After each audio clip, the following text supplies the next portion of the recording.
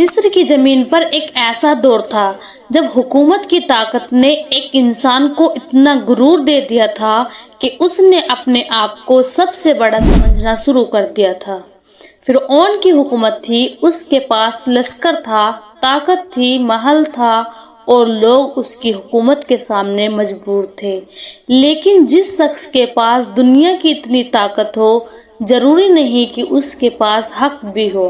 اور اسی کہانی میں ایک ایسی عورت بھی تھی جو اسی فرعون کے گھر میں رہتی تھی۔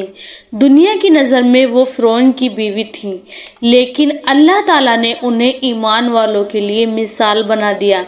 قرآن میں اللہ تعالیٰ فرماتا ہے، اور اللہ نے ایمان والوں کے لیے فرعون کی بیوی کی مثال بنا دی۔ پھر ان کی دعا کا ذکر آتا ہے، اے میرے رب، میرے لیے اپنے پاس جنت میں ایک گھر بنا دے اور مجھے فرعون اور اس کے عمل سے بچا لے اور مجھے ظالم لوگوں سے نجات دے۔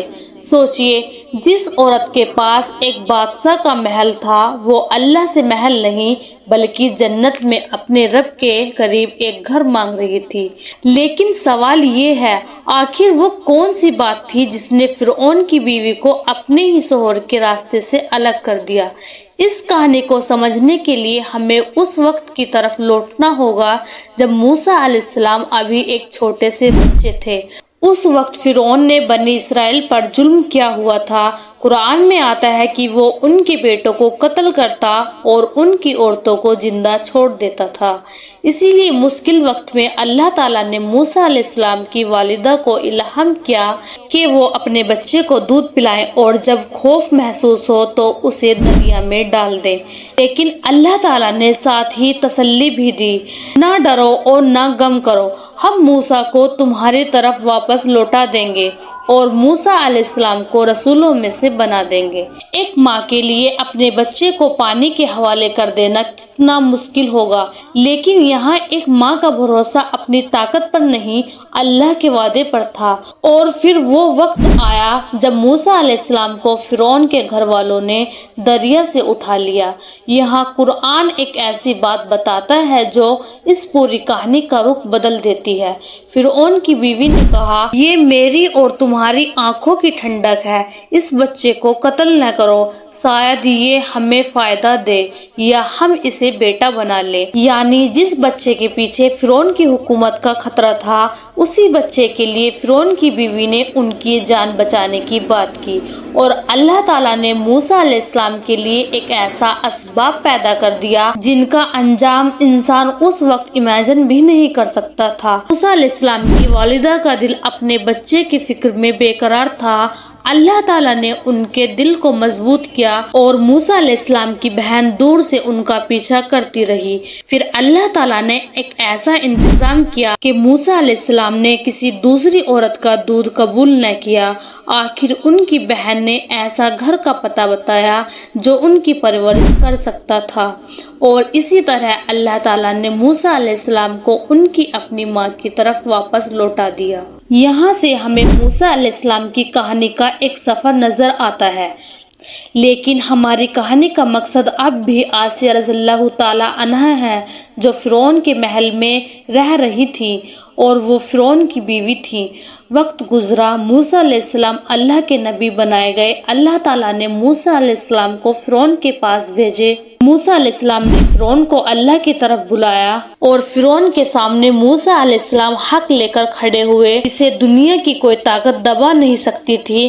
فرعون نے تکبر کیا، لیکن اللہ تعالیٰ نے موسیٰ علیہ السلام کو نشانیاں عطا کی تھیں اور دھیرے دھیرے فرعون کی حکومت کے سامنے حق واضح ہوتا گیا۔ اسی دور میں کچھ لوگوں نے موسیٰ علیہ السلام پر ایمان لے آئے، اور جب ایمان دل میں آ گیا تو پھر دنیا کی طاقت کا ڈر ویسا نہیں رہا، اور پھر یہیں سے فرعون کے لیے سب سے بڑا خطرہ پیدا ہوا، اور وہ خطرہ تلوار سے نہیں بلکہ ایمان سے تھا، اور فرعون کی بیوی کے لیے بھی امتحان کا وقت آ گیا۔ قرآن ہمیں ان کی زندگی کی ہر ڈیٹیلز نہیں بتاتا، لیکن اللہ تعالیٰ نے ان کی ایک بات ہمیشہ کے لیے قرآن میں محفوظ کر دی۔ ان کی دعا اس طرح تھی، اے میرے رب، میرے لیے اپنے پاس جنت میں ایک گھر بنا دے۔ غور کیجئے، انہوں نے یہ نہیں کہا، یا اللہ مجھے دنیا کا سب سے بڑا محل دے، انہوں نے کہا اپنے پاس جنت میں میرے لیے گھر بنا دے، پھر کہا اور مجھے فرعون اور اس کے محل سے بچا لے، اور صرف فرعون سے نہیں اور مجھے ظالم لوگوں سے نجات دے۔ یہ دعا ہمیں بتاتی ہے کہ ان کے لیے سب سے بڑی کامیابی دنیا کی پوزیشن نہیں تھی، سب سے بڑی کامیابی تھی اللہ کی رضا اور جنت، اور ان کا مقام اتنا بلند تھا کہ حدیث میں آتا ہے کہ آپ صلی اللہ علیہ وسلم نے فرمایا، مردوں میں بہت سے لوگ کمال کے مقام تک پہنچے، لیکن عورتوں میں مریم بنت عمران اور آسیہ رضی اللہ تعالی عنہ فرعون کی بیوی کا ذکر کیا۔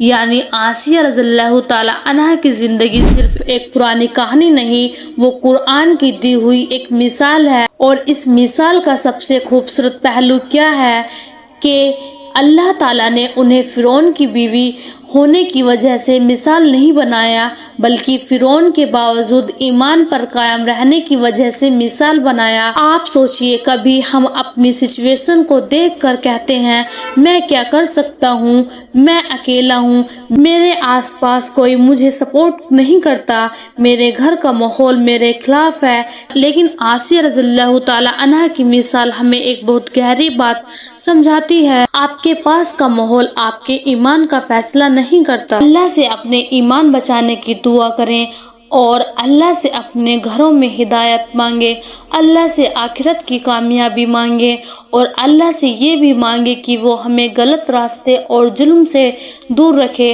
حضرت آسیہ رضی اللہ تعالی عنہ کی زندگی ہمیں یہ نہیں بتاتی کہ مشکل کبھی نہیں آئے گی، بلکہ یہ بتاتی ہے کہ مشکل کے اندر بھی ایمان کو بچایا جا سکتا ہے، اور جب دنیا کی سب سے بڑی طاقت ایک طرف ہو اور اللہ پر یقین دوسری طرف ہو، تو مومن کے لیے اصل سوال یہ نہیں ہوتا میرے پاس کتنی طاقت ہے، اصل سوال ہوتا ہے میرا بھروسہ کس پر ہے۔ اللہ تعالیٰ ہمیں آسیہ رضی اللہ تعالی عنہ جیسا مضبوط ایمان، صبر اور آخرت کی فکر عطا فرمائے، اور ہمیں ہر ایسے ماحول سے بچائے جو ہمیں اللہ سے دور کرے۔